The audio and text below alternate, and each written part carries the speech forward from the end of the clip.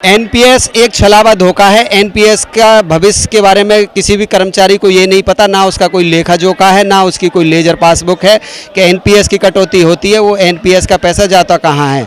और एनपीएस अगर इतना अच्छा होता तो जितने भी हमारे भारत सरकार के जो राजनेता हैं उन सबको पुरानी पेंशन से आच्छादित किया गया है और कर्मचारियों को एनपीएस से।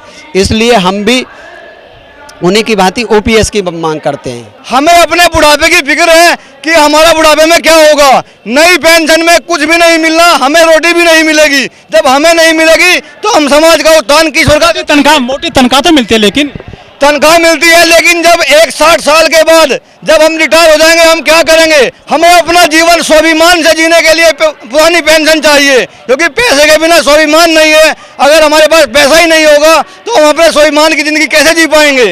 ये एक मुख्य कारण है कि हमें ओपीएस चाहिए, हमें एनपीएस नहीं चाहिए। अगर एनपीएस इतना ही अच्छा है तो जितने भी नेता हैं खुद के लिए एनपीएस ले लें, वो नेता अपने लिए एनपीएस ले लें, लेकिन हमें ओपीएस दे दें।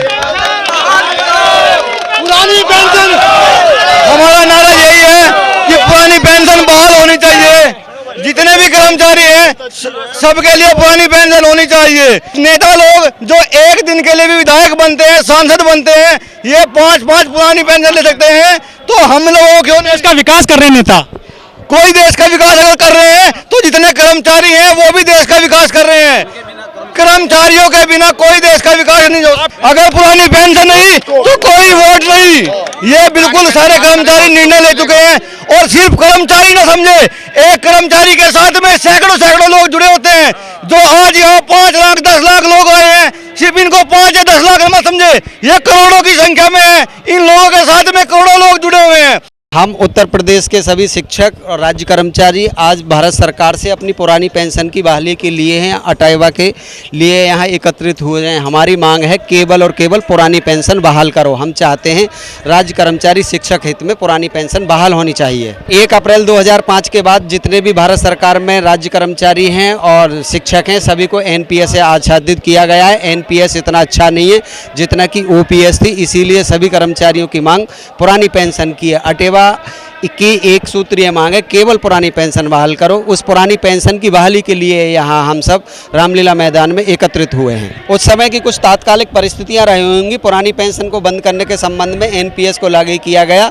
उस समय हमारे संगठन और साथी इतने जागरूक नहीं थे और पिछले 4-5 साल से थे हम मुखर हैं, इसीलिए हम पुरानी पेंशन की मांग कर रहे हैं। आने वाले समय में ऐसे लगता है कि विभिन्न राज्यों में जहाँ पे मतलब चुनाव हुए हैं वहाँ पर पुरानी पेंशन व्यवस्था को बहाल किया गया है और आने वाले समय में यहाँ पर भी हमको लगता है कि पुरानी पेंशन की बहाली होगी, क्योंकि पुरानी पेंशन एक ऐसी पेंशन है जिससे राज्य कर्मचारी और सभी शिक्षकों के भविष्य सुरक्षित करती है। ये आने वाला समय बताएगा कि अब क्या होगा, लेकिन अब सभी कर्मचारी अपने भविष्य को सुरक्षित करने के लिए पुरानी पेंशन के लिए लामबंद है और हमारी एक ही मांग है, केवल पुरानी पेंशन बहाल करो, पुरानी पेंशन बहाल करो। सरकारी नौकरियों का जिस तरह से प्राइवेटाइजेशन हो रहा है तो पहला मुद्दा हमारा अपने भविष्य को सुरक्षित करने के लिए पुरानी पेंशन की मांग का है और जैसे ही हमारी पुरानी पेंशन बहाल होगी उस पर समय समय के साथ रणनीति बनाई जाएगी और निजीकरण भी समय के साथ बंद होगा और पुरानी व्यवस्था फिर से कायम होगी। सरकार को हमारे वोट चाहिए और सरकार को वोट भी मिलेंगे, लेकिन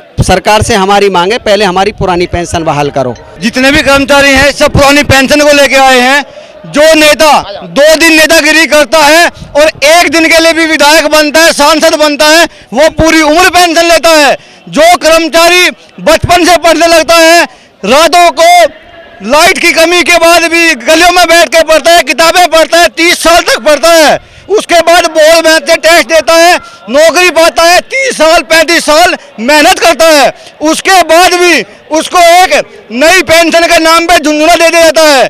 जब एक व्यक्ति पूरी जिंदगी एक ही काम करता है, वो 60 साल 65 साल के बाद वो क्या करेगा, तो उसको पुरानी पेंशन चाहिए। टीचर हैं क्या? हम अध्यापक हैं और अध्यापक से ही पूरे देश का विकास होता है। हम पूरे दिन रात मेहनत करते हैं, बच्चों को पढ़ाते हैं और अपनी पूरी दिन रात लगे रहते हैं, ये सोच के वोट दिया था कि देश का विकास होगा। लेकिन यहाँ पे कुछ ऐसे राजनीति हो रही है कि सिर्फ अपना विकास कर रहे हैं नेता और आम जन का कोई विकास नहीं हो रहा। ऐसे कर्मचारी 2022 में भी था, आपने वोट दे दिया उनको तो अब की बार कोई वोट नहीं मिलेगा।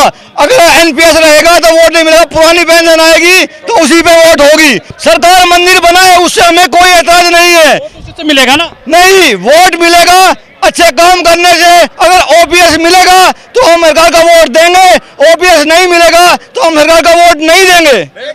ये पूरे कर्मचारी आज निर्णय लेके आ चुके हैं। लेकिन वो कहते हैं सरकारी कर्मचारी काम नहीं करते, निजीकरण हो रहा है अब तो। एक देश एक पेंशन होनी चाहिए, ये सब अफवाह फैलाई जाती है कि सरकारी कर्मचारी काम नहीं चलते। जितने बड़े बड़े संगठन है सबके सब सरकारी कर्मचारी काम हुआ। कोरोना काल महामारी आई जिसके लिए माननीय मोदी जी सीना चौड़ा करके कहते हैं, वो सब सरकारी कर्मचारियों ने अपने कंधे पे लेके उसको सफल बनाया। अगर सरकार निजीकरण करेगी तो सरकार बदलनी पड़ेगी। जो सरकार कर्मचारियों का सम्मान करेगी, कर्मचारियों को पुरानी पेंशन देगी, उसी को एक बार सत्ता में लाएंगे। जो सरकार पुरानी पेंशन नहीं देगी उसको सत्ता से उखाड़ फेंकेंगे। हमारे यहाँ पे कहावत है कि पेट में ही पैर होते हैं, 5 किलो अनाज से कुछ नहीं होता। हमें मुफ्त कुछ भी नहीं चाहिए, हमें चाहिए हमारी मेहनत से। जो हमने दिन रात पढ़ाई की, अपनी मेहनत की, अब नौकरी कर रहे हैं, रात दिन सेवा कर रहे हैं, उसके बाद भी अगर हमें पुरानी पेंशन नहीं मिलती तो अब की बार से वोट की चोट होगी। जो पुरानी पेंशन देगा उसे ही हम वोट देंगे। मेरा नाम अशोक कुमार भाटी है और मैं ब्लॉक गनकौर गौतम बुद्ध नगर से हूं और मैं सरकार से कुछ कहना चाहता हूं। अगर आप ओपीएस की चोट देंगे तो हम ना सपोर्ट देंगे ना वोट देंगे।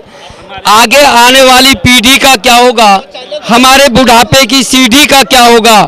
हम ही ने बनाया आपको सांसद विधायक, सोचा था कि आप होंगे लाभदायक, मगर आपके तेवर और बदल वसूल गए, खुद का काम निकाल के हमको भूल गए।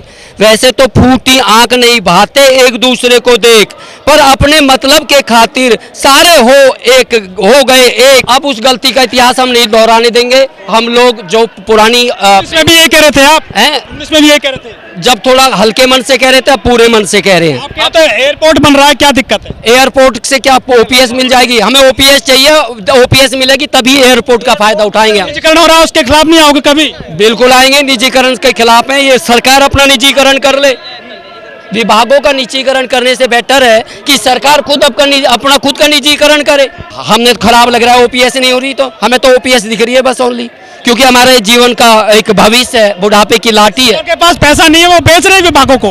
पैसा तो बहुत है सरकार के पास, विधायक और सांसद की पेंशन के लिए तो बहुत पैसा है उनके पास। उनकी तो ओपीएस है, उनके लिए पैसा कहाँ से आ रहा है? भाई सरकार के पास पैसा नहीं है तो विधायक सांसद मंत्रियों की भी ओपीएस हटा दीजिएगा, वो माननीय हम बेकार हैं। फिर सबकी अहमियत बराबर है, हर इंसान अहमियत रखता है। हाँ बहुत बढ़िया कर रहे हैं, ओपीएस हटवा दिए, उसे लागू नहीं करे। वोट कैसे मिलता है फिर इनको? आप विरोध कर रहे हो इनका? वोट मिल रहा है उन्हें, किसी न किसी राजनीति से मैं खोलना नहीं चाहता, कहना नहीं चाहता।